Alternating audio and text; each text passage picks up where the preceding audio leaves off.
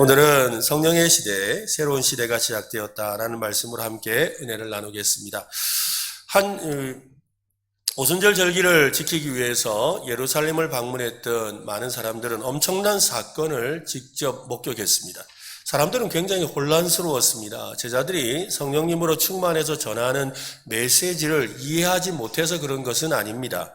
각 사람이 자기가 난 곳의 방언으로 복음을 들었기 때문입니다. 심지어 제대로 교육을 받지 못한 갈릴리 사람들이 전하는데도 그 복음에는 능력이 있었습니다. 모든 추수가 그렇듯이 추수할 때는 보면 알곡과 가라지가 있지 않습니까? 그처럼 보고 놀라며 마음을 여는 사람이 있는가 하면 마음을 닫고 비아냥거리는 사람도 있었습니다. 하나님께서는 이 구원하시는 사역을 하실 때 언제나 나뉘게 하세요. 즉 양과 염소를 나뉘게 하고 알곡과 가라지가 나뉘게 하고 믿는 자와 믿지 않는 자를 나누세요. 그래서 항상 이렇게 나뉘게 되는 역사가 일어나지요. 하나님께서 구원하실 때 여러분은 양이 되시기를 바랍니다. 알곡이 되시기를 바랍니다. 그저 하나님의 편에 서는 역사가 일어나야 하는 것입니다. 어떤 이들은 믿고 구원을 얻지만 어떤 이들은 구원을 거부하고 심판을 받습니다. 조롱하는 어떤 이들은 이 이상한 사건을 술주정으로 하는 것으로밖에 보지 못했습니다. 베드로의 설교는 성령님이 부어진 사건의 절정에 해당합니다. 그는 예수님을 안다는 사실마저 부인했던 적이 있었던 그런 비겁자였습니다.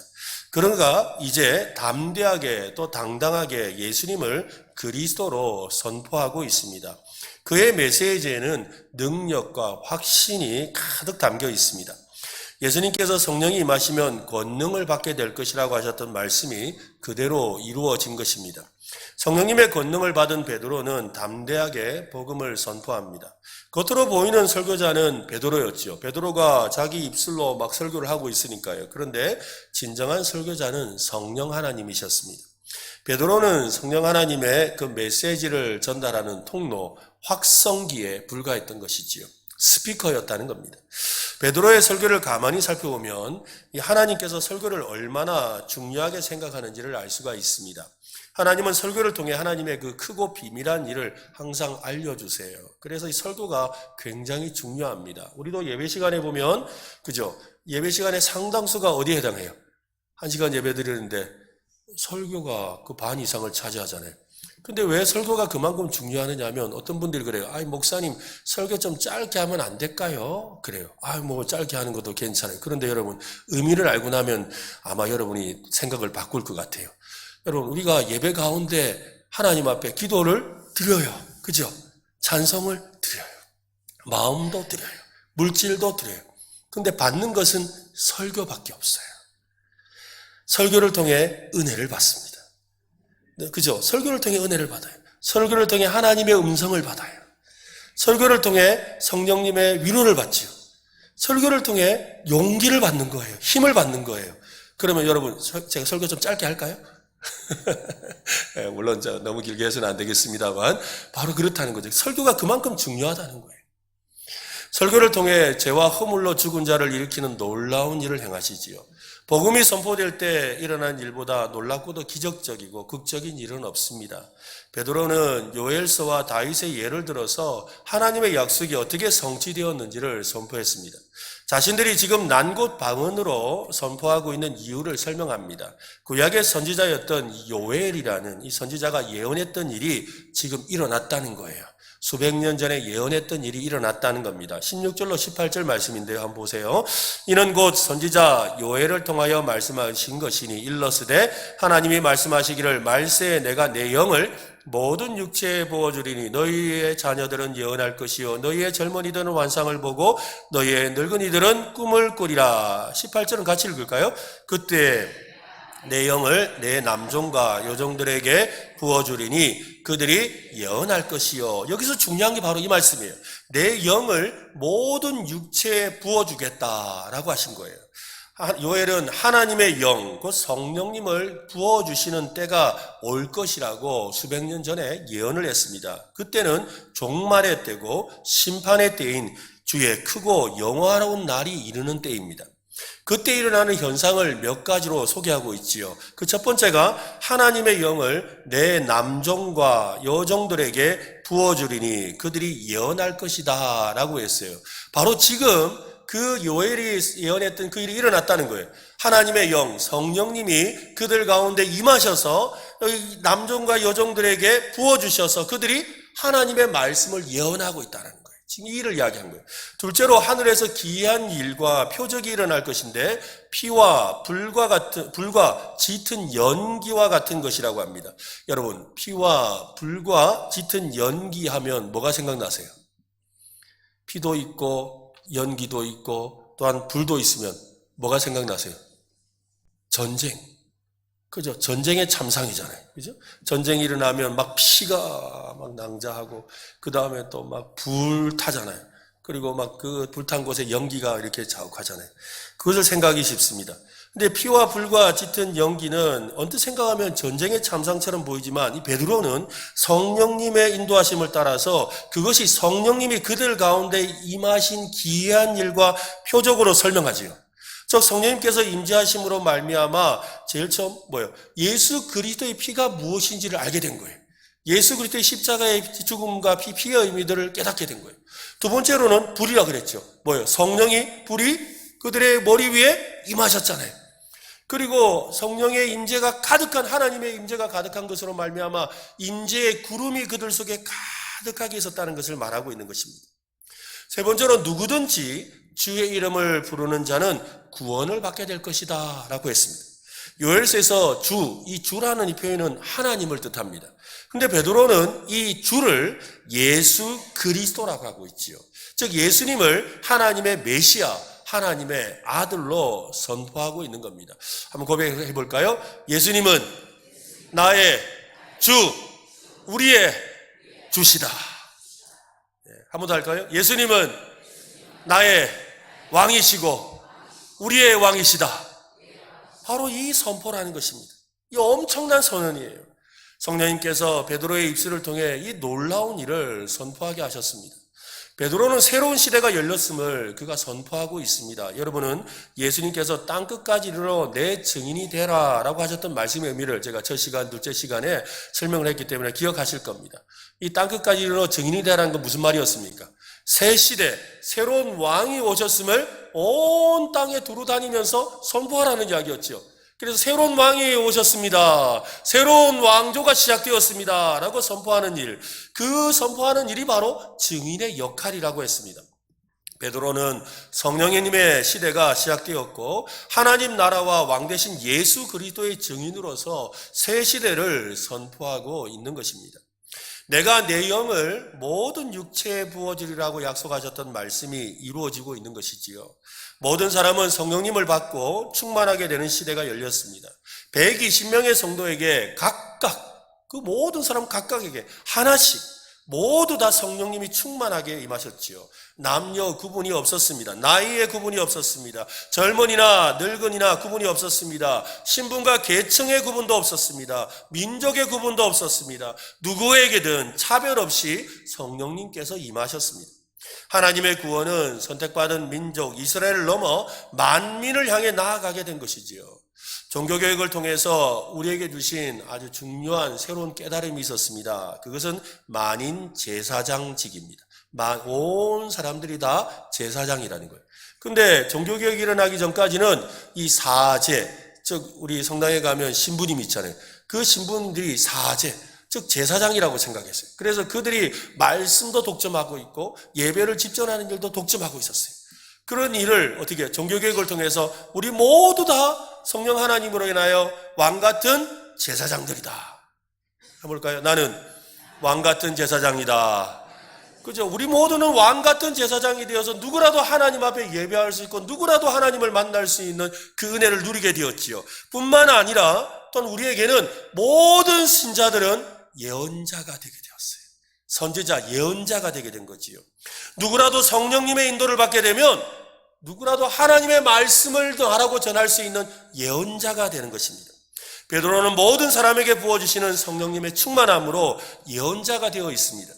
예언에 대해서 우리가 오해하는 것들이 있습니다. 여러분, 예언하면 뭐가 생각나세요? 내일 네 무슨 일 생긴다 이런 말 하는 거. 그죠? 한 달 뒤에 반드시 뭐가 된다 라든지 아니면 뭐 앞으로 2년 뒤에 당신 아들이 어떻게 될 거다라는 뭐 그런 식의 이야기를 예언이라고 우리가 생각하잖아요. 여러분 뭐 그것도 물론 예언일 수 있습니다. 근데 성경에서 말씀하는 예언은 한번 따라합시다. 하나님의 말씀을 선포하는 것이다. 하나님이 내게 주시는 말씀을 선포하는 거예요. 그 말씀이 당장에 이루어질 일도 있고 나중에 이루어질 일도 있어요. 그 어찌되었건 하나님의 뜻과 계획을 선포하는 거죠. 그러면 하나님의 말씀으로 예언을 하겠습니다. 여러분은 모두 다 천국 갑니다. 예언하는 거예요. 그죠? 어떤 사람이 천국 가요? 예수 그리스도를 믿는 자는 누구나 영생을 얻습니다. 이게 바로 예언의 말씀이라는 거예요. 그러나 예수 그리스도를 믿지 않는 사람은 어떻게 돼요? 영원한 형벌에, 영원한 사망에 머물게 될 것입니다. 이렇게 선포하는 것이 바로 예언이에요. 이 예언의 말씀을 우리에게 주신 거죠. 예언은 하나님의 말씀을 전하는 겁니다. 그래서 베드로후서 1장 21절은 예언은 언제든지 사람의 뜻으로 낸 것이 아니요 오직 성령의 감동하심을 받은 사람들이 하나님께 받아서 하나님의 말씀을 말하는 것이라는 거예요. 우리는 모두 성령님의 부으심을 받은 사람들이죠. 여러분 예수를 믿습니까? 여러분이 마음에 예수님이 계십니까? 그 말은 곧 성령님도 내 안에 계신다는 뜻이죠. 믿습니까?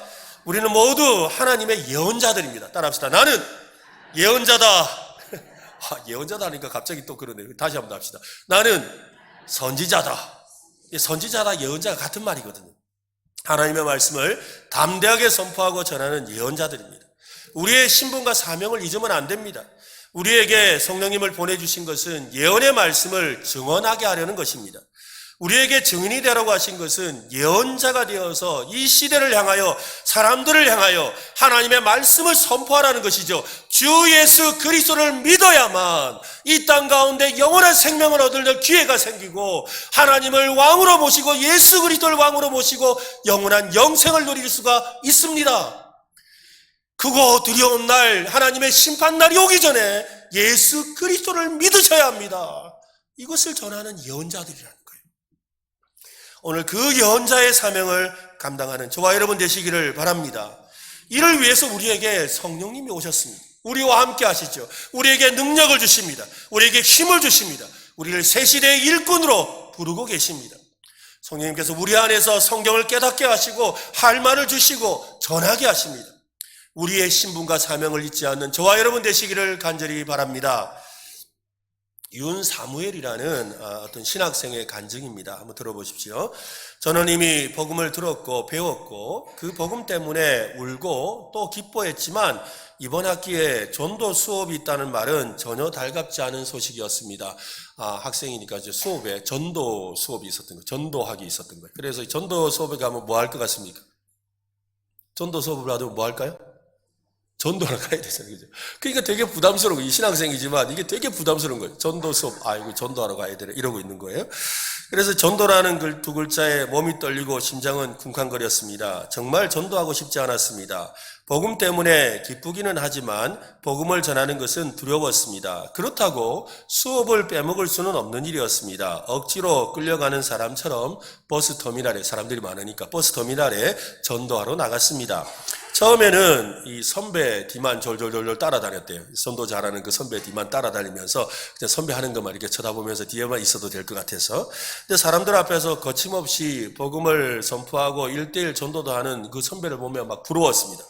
계속 주저하다가 용기를 내어서 마침 저기 혼자 서 있는 중학생이 있길래 다가갔습니다. 죄인이었던 저를 살리신 예수님의 십자가가 우리 학생 친구도 살리실 겁니다 라고 말을 했어요. 버스를 기다리고 있었기 때문에 오랜 시간 말할 수는 없었습니다. 짧은 시간이었지만 하나님의 사랑을 전하는 동안 나를 사랑하시는 하나님의 마음을 더욱 느끼게 되었습니다. 다음 주에는 처음으로 복음 선포라는 것을 하게 되었습니다. 지난주와 다르게 내 안에 담대함이 있었습니다. 주님의 말씀으로부터 출발한 담대함이었습니다. 횡단보도에 서서 사람들이 모이기를 기다렸다가 담대하게 복음을 선포했습니다. 여러분은 지옥에 갈 수밖에 없는 죄인입니다. 그런데 우리와 같은 죄인들을 위해 하나님은 자신의 사랑하는 아들을 보내셨습니다. 그 아들이 십자가에서 죽으심으로 우리의 죄가 사하여졌습니다. 그 그분을 믿으면 구원을 받습니다 하고 이렇게 횡단보도 앞에서 막 크게 소리친 거지요. 생명의 말씀을 힘차게 외쳤습니다. 단순히 소리 높이 외치는 정도가 아니었습니다. 복음을 선포하는 그 순간 내 심령도 뜨겁게 복음에 동의하게 되었습니다. 맞아, 이게 복음이지. 죄에 빠져 죽을 수밖에 없던 나를 예수 그리스도가 살려주셨지. 이 복음이면 충분하잖아. 자기 마음속에 그런 생각이 드는 거예요. 나는 주님이 보내신 증인임을 다시 확신하게 되었습니다. 다음 주에는 사람들이 더 많은 곳으로 가서 전도한다는 광고를 들었습니다. 그 순간 나의 반응은 여러분 뭐였을 것 같으세요? 할렐루야? 아멘? 이 친구의 반응은 전도를 해서 기분은 좋았지만 또 간다 하니까 이러면서 이랬다는 거예요. 두려움과 함께 기대하는 마음도 생겼습니다. 주위에 있는 사람들의 눈이 아닌 하나님의 눈과 마주치기 하실 것을 믿게 되었습니다. 베드로가 선포한 메시지를 살펴보면 아주 탁월한 구성 방식에 놀라지 않을 수가 없습니다. 그는 청중 앞에서 선포할 내용을 미리 준비하지 않았어요. 그에게는 원고가 없었습니다. 저는 원고를 가지고 설교를 하는데 베드로는 원고가 없어요. 선포를 위해 어떤 작성한 원고가 없었습니다. 그의 선포는 아주 즉흥적이었죠. 오직 성령님께서 말하게 하심을 따라 전하는 선포였습니다. 하지만 그의 선포는 학문이 없는 범인이 늘어놓는 장황한 이야기가 아니었습니다. 베드로의 생각이 담긴 주장도 아니었습니다. 성령님께서 넣어주시는 말씀을 그는 힘있게 선포했습니다. 베드로의 선포가 놀라운 것은 너무나도 정확하게 예수 그리스도를 중심으로 성경을 꿰뚫고 있다는 겁니다. 그의 설교는 성경과 예수 그리스도에 대한 깊이 있는 통찰이 있는 선포였습니다. 그러한 통찰력은 여러분 배워서 가능한 것이 아닙니다. 성령님은 베드로와 제자들에게 성경과 예수 그리스도에 대해서 세상이 깨달을 수 없는 놀라운 통찰력을 주셨어요. 예수 그리스도를 중심으로 꿰뚫고 관통하게 하신 거예요. 성령님의 인도를 따라 담대하게 새 언약에 대해서 선포를 했습니다. 베드로가 선포한 내용을 다시 한번 읽어보면 좋겠는데요. 36절로 39절인데 한 절씩 우리 교독하면 좋겠습니다. 그런즉 이스라엘 온 집은 확실히 알지니 너희가 십자가에 못 박은 이 예수를 하나님이 주와 그리스도가 되게 하셨느니라 하니라.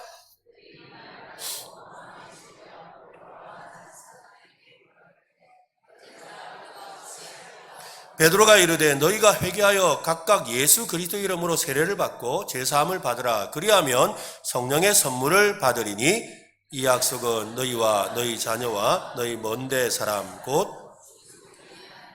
얼마든지 부르시는 자들에게 하신 것이라 하고, 성령님이 부어지기 전에 제자들은 단순히 가르치고 지도하고 격려하고 권면하는 증인이었어요.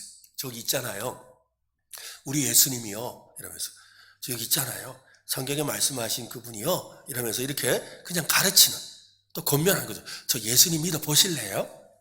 예수님 믿으면 좋아요. 꼭 믿어 보세요. 예수님 믿으시면 복 받아요. 꼭 믿어 보세요. 이렇게 하는, 그냥 단순히 가르치고 지도하고 격려하고 권면하는 증인이었어요. 그런 증인의 삶으로는 생명의 역사를 경험할 수가 없지요. 복음을 권면이나 격려로 격화시키면 안 됩니다. 설득하고 변호하는 수준으로 생각하면 안 됩니다. 복음은 선포하는 것입니다. 해볼까요? 복음은 선포하는 것이다. 한 번 더 합시다. 복음은 선포하는 것이다. 여러분, 교회에서 사람들을 설득하고 가르치는 설교가 필요해요. 교회 안에서는 제가 여러분을 그죠? 설득하고 또 성경 말씀을 가르치는 설교를 하잖아요. 하지만 세상을 향해서는 선포하는 거예요. 복음은 설득하는 것이 아닙니다. 제발 믿어보실래요? 네가 이래서 저래서 믿어야 되거든 하고 말하는 게 아니에요. 예수님은 왕이시다. 예수님은 그리스도시다. 예수님은 우리 죄를 위하여 이 땅에 오신 하나님의 아들이시다. 그를 믿는 자는 누구나 구원을 받는다. 선포하는 거예요. 그것을 선포하는 것이다. 증인은 선포하는 사람입니다. 우리는 예수님의 왕되심을 선포하는 증인들입니다. 하나님의 나라가 세상에 임하였음을 선포하는 증인들입니다. 하나님의 아들이 되시는 예수 그리스도를 선포하는 증인들입니다. 온 세상과 모든 정사와 권세와 세상 주관자들과 나라들에서 주되심을 선포하는 증인들입니다. 선포하는 삶을 살아야 합니다. 선포하는 삶을 사시기를 바랍니다. 예수 우리의 왕, 그분을 선포하기를 바랍니다. 앞으로 사도행전 이 강의 설교를 한동안 계속 이렇게 좀 외치려고 하는데요. 한번 따라 합시다. 주먹을 쥐고 하면 더 좋을 것 같아요. 주먹 쥐고. 한 손만 주먹 쥐고 예수 우리의 왕 그를 위하여. 한 번 더 예수 우리의 왕 그를 위하여. 네, 여러분 이렇게 선포합시다. 선포합시다. 여러분 선포하는 삶이란 어떤 삶일까요? 고든 맥도날드라는 유명한 목사님은 주님의 사람들은 어디서든지 주의 이름을 부름으로써 그곳이 성소가 될 수 있다는 것을 알고 있습니다 라고 했습니다. 예수 이름을 불러야 한다라는 것입니다. 담대하게 예수님의 주되심, 왕되심을, 아까 우리 조금 전에 예수 우리의 왕 그를 위하여, 예수님은 왕이십니다, 예수님은 이 땅의 주인이십니다, 예수님은 이 세상을 다스리십니다, 예수님을 믿는 자는 구원받습니다 라고 선포해야 된다는 거죠. 개인에게 선포하면 전도고, 세상에 선포하면 사회 참여가 되고, 외국에서 선포하면 선교가 되는 것입니다. 그리스도인은 말로서 선포하는 사람들입니다. 우리의 말을 듣고 그리스도를 생각하게 만드는 것이지요. 어떤 한 사람 이야기를 좀 해드리려고 하는데요. 예수님을 믿지 않는 사람들이 예수 믿는 사람들의 잘못된 행실을 보면서 아이 저렇게 살아가지고 저 사람도 예수 믿는다고 이런 비판하는 것을 보고서 저렇게 말 좀 안 들으면 좋겠다는 생각이 들어서 자기는 이 말보다 행동으로, 자기의 모범된 행실로 전도해야 되겠다. 내가 참 정직하고 신실하게 잘 살면, 그리스도인답게 살면 전도가 될 것이다 이렇게 생각하고 그렇게 살아야 되겠다고 결심을 한 사람이 있었습니다. 그는 직장을 다니면서 예수님에 대한 이야기를 단 한마디도 하지 않았습니다. 왜? 자기의 삶으로 보여주려고. 성실하게 동료들을 대하고 정말 착하게 살아가는 그런 사람이었습니다. 그는 최선을 다해서 살았습니다. 마음속으로 항상 이렇게 생각했지요. 언젠가 동료들이 나를 보고 예수님을 믿게 될 거야 라고 생각하면서 말입니다. 어느 날 회사에 갔는데 자기 옆자리에 앉아있던 동료가 평소보다 이렇게 환한 얼굴을 하고 기뻐하고 있는 거예요. 그래서 무슨 일이 있어요? 무슨 좋은 일이 있어요? 라고 하니까 이분이 하는 말이 어제 내 교회 갔거든요. 그러니까 어제 교회를 갔대요. 그리고 예수님을 영접했다는 거예요. 그래서 속으로 와, 드디어 내가 이렇게 열심히 노력한 게 이루어졌구나. 그죠? 나의 이 행동을 보고서 감동을 받아서 예수님을 믿게 되었구나 라는 생각이 들어서 궁금해서 물었어요. 어떻게 해서 예수님을 영접하게 되었어요? 이제 이 사람이 원하는 대답은 뭐예요? 당신 보고 믿었지요. 이 말을 듣고 싶은데. 그래서 어떻게 해서 예수님을 믿게 되었어요? 라고 물었어요. 근데 이 사람이 하는 말이 뭐냐면 어젯밤에 자기 친한 친구가 자기를 교회에 데려갔대요. 근데 설교를 듣고 있는데 목사님이 자신이 죄인인 것과 죄인인 것을 고백하고 예수 그리스도를 믿고 영접해야 구원을 얻는다는 말씀을 하시고 나서는 예수님을 영접하기를 원하는 사람이 있으면 일어나세요 그랬다는 거예요. 근데 자기도 모르게 벌떡 일어났대요.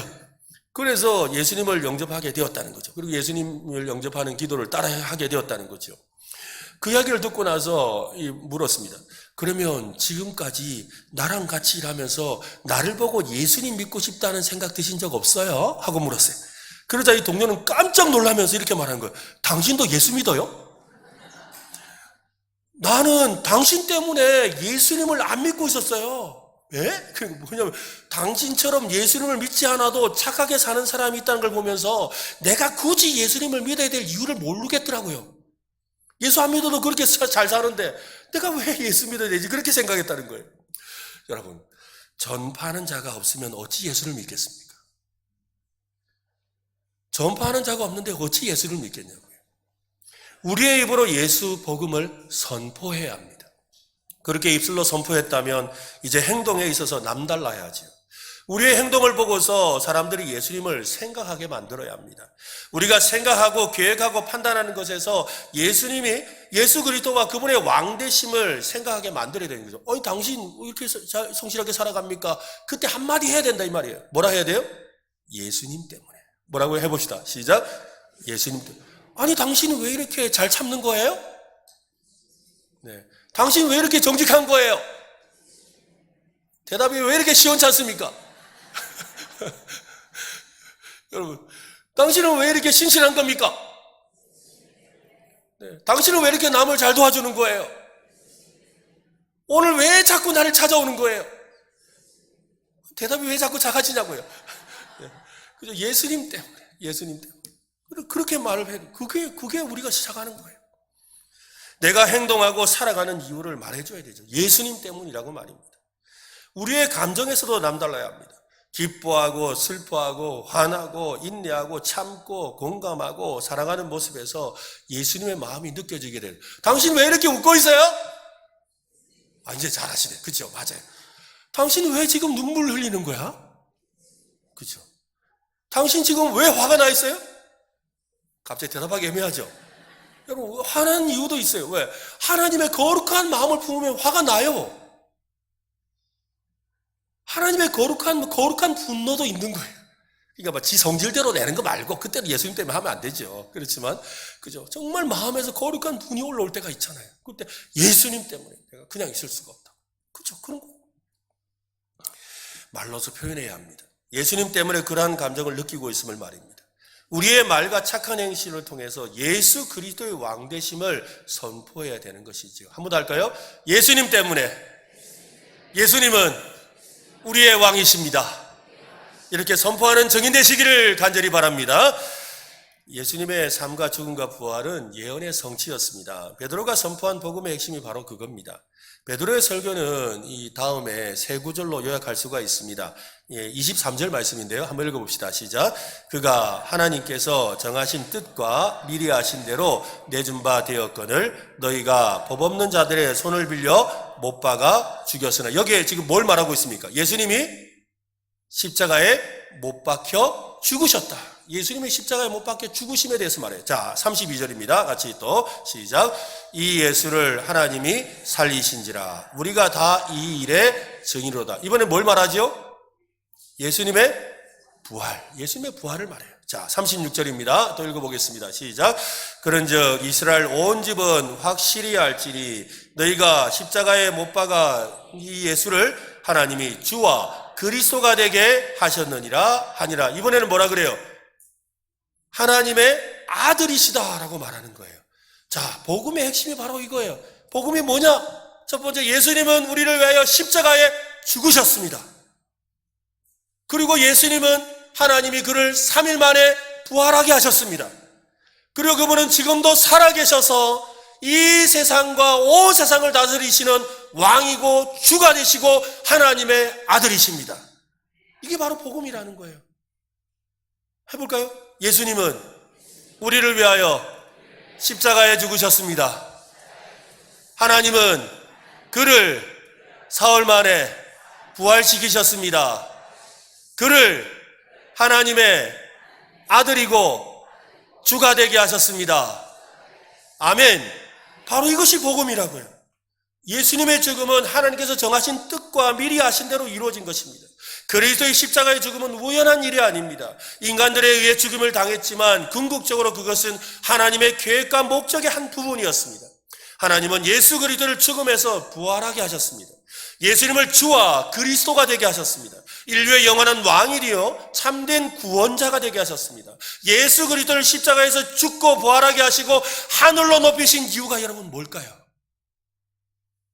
예수님을 십자가에서 죽게 하시고 그리고 사흘 만에 부활하게 하시고 그를 주와 하나님의 아들 구원자가 되게 하신 이유가 무엇일까요? 21절 말씀을 보십시오. 같이 읽어봅시다. 시작. 누구든지 주의 이름을 부르는 자는 구원을 받으리라 하였느니라. 이유가 뭐라고요? 구원받는 것이에요. 구원받는 것. 하나님의 계획과 목적은 예수 그리스도 이름을 부르는 모든 사람에게 구원을 주시는 것입니다. 예수 그리스도 이름을 부르고 믿는 사람은 구원을 받습니다. 긍휼에 풍성하신 하나님께서 은혜로 사람들을 구원해 주십니다. 누구든지 주의 이름을 부르기만 하면 구원을 받습니다. 베드로가 성령 충만함으로 담대하게 복음을 선포하자 놀라운 일들이 일어났습니다. 37절 말씀 들고 봅시다. 시작. 그들이 이 말을 듣고 마음에 찔려 베드로와 다른 사도들에게 물어 이르되 형제들아 우리가 어찌할꼬 하거늘. 한 번 더 합시다. 우리가 어찌할꼬. 한 번 더. 우리가 어찌할꼬. 그 무슨 말이에요? 마음에 찔림을 받았다는 거예요. 자신을 진지하게 돌아보게 되었다는 거죠. 스스로 어떻게 해야 될지 생각하게 되었다는 거예요. 이러한 변화는 성령님께서 주신 것입니다. 성령님께서 그들에게 자신의 영혼에 대해 진지하게 생각하게 하셨습니다. 성령님은 마음의 찔림과 함께 스스로 변화를 위한 반성과 회개의 마음을 주시는 거예요. 여러분 오늘 설교의 은혜를 받고 계십니까? 마음에 찔림이 있습니까? 그러면 마음에 찔림이 있는 사람이 나타나야 될 첫 번째 반응이 뭐냐면 웃자면 좋겠노. 경상도 말로. 그죠? 웃자고. 이게 바로 어찌할거 아니에요. 어찌할거. 마음이 찔리는데 어쩌고 어쩌면 좋겠노. 그것이 바로 성령님께서 주시는 마음이라는 거예요. 그냥 찔리는데 늘 목사님부터 전도 설교하면 그렇지 이거는 성령의 마음을 거스리는 거예요. 그들의 마음에 찔림이 왔을 때 어찌할꼬 생각하는 거예요. 어떻게 살면 좋겠노? 어떻게 살아가야 될까? 무엇을 해야 될까? 내가 지금 어떻게 해야 될까? 이 생각을 하게 되었다는 거죠. 십자가에 못 박아 죽이라고 소리쳤던 그들이 예수님을 생각하기 시작했습니다. 베드로가 선포한 메시지를 듣고 마음이 찔려서 어찌할꼬 하며 생각하게 되었습니다. 단순히 생각한 게 아닙니다. 어떻게 살아야 될지 깊이 고민하게 된 거예요. 이것이 성령님께서 마음의 변화를 일으킬 때 나타나는 모습이지요. 주와 그리스도가 되시는 예수님에 대해서 내가 어떤 태도를 취하며 어떻게 대하며 살아야 될지 생각하게 되었다는 거예요. 깊이 고민하게 되었다는 것입니다. 여러분은 말씀을 들을 때 찔림이 있습니까? 찔림이 없다는 것은 마음이 단단하게 굳어 있다는 말입니다. 굳은 마음에는 어떠한 말씀이나 은혜가 들어갈 수가 없습니다. 그냥 튕겨 나가는 거죠. 여러분, 오늘 여러분의 마음이 옥토와 같기를 바랍니다. 그죠? 길가바처럼 말씀이 들어가지 못하는 그런 굳은 마음으로는 마음의 찔림을 경험할 수 없어요. 그냥 아이고 오늘 목사님 소리 크게 하시네. 아이고 오늘 그래 전도 그렇지 전도 해야 되지. 안 찔린 거예요. 갑옷을 입고 있으니까 안 찔리는 거예요. 여러분 오늘 갑옷을 다 풀어놓기를 바랍니다. 성령님께서 여러분의 갑옷을 다 걷어내시기를 바랍니다. 우리 중에 복음을 듣고 자신의 삶을 회개하고 구원받아야 될 사람도 있을 겁니다. 오늘 우리 중에도 아직 예수님을 온전히 주라고 고백하지 못하고 또 진짜 예수 믿지 않는데도 그냥 교회는 늘 나와야 되니까 나와서 앉아있는 분이 있을 수도 있어요. 여러분 오늘 성령님께서 여러분의 마음에 주시는 감동과 찔림을 무시하지 말기를 바랍니다. 정직하게 반응하고 입술로 예수님을 마음에 받아들이고 예수를 믿겠다고 고백하시기를 바랍니다. 그런 은혜가 임할 줄로 믿습니다. 그래서 여러분의 삶이 변화되기를 바랍니다. 성령님은 이미 예수를 믿고 구원받은 오늘 대부분의 우리 성도들의 마음에 찔림과 함께 깊이 자신을 성찰하게 하시지요. 우리는 날마다 구원을 이루어 가야 합니다. 구원을 이루어 간다는 말이 뭐예요? 날마다 내가 회개한다는 거예요. 날마다 하나님의 말씀에 찔림을 받아서 내가 이전의 삶을 내려놓고 옛사람의 성품을 내려놓고 옛사람의 옷을 벗어버리고 새 옷을 입고 예수 그리스도로 새 사람이 되어 날마다 살아가는 삶을 살아가는 거예요. 나는 죽고 그리스도로 살아가는 삶을 살아가는 것, 이것이 날마다 구원을 이루어가는 삶이에요. 마음에 찔림이 있어서 내가 어찌할꼬 라고 할 때 그 새로운 삶의 성화의 삶이 시작되는 거예요. 우리는 날마다 구원을 이루어가야 합니다. 성령님께서 우리 안에 주시는 깨달음과 찔림을 무시하지 말아야 합니다. 진지하게 자신을 돌아보며 회개하고 주님의 은혜를 구하기를 바랍니다. 성령님께서 지금 우리의 마음을 지금 두드리고 계세요. 우리의 마음에 찔림을 주고 계세요. 그 성령님께 정직하게 반응하는 저와 여러분 되시기를 바랍니다.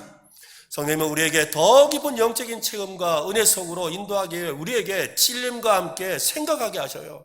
여러분 오늘 집에 돌아가셔서든 아니면 오늘 세일 모임에서든 우리 함께 그것을 나누세요. 내가 어찌할꼬? 내가 오늘 말씀을 들었는데 내가 어찌할꼬? 내가 어떻게 살아가야 될까? 내가 무엇을 하며 살아야 될까? 내가 어찌할꼬? 라고 진지하게 생각하고 고민하고 그것을 살아내는 오늘 저와 여러분 되시기를, 또 그런 성령 충만한 성도 되시기를 예수님의 이름으로 축원합니다.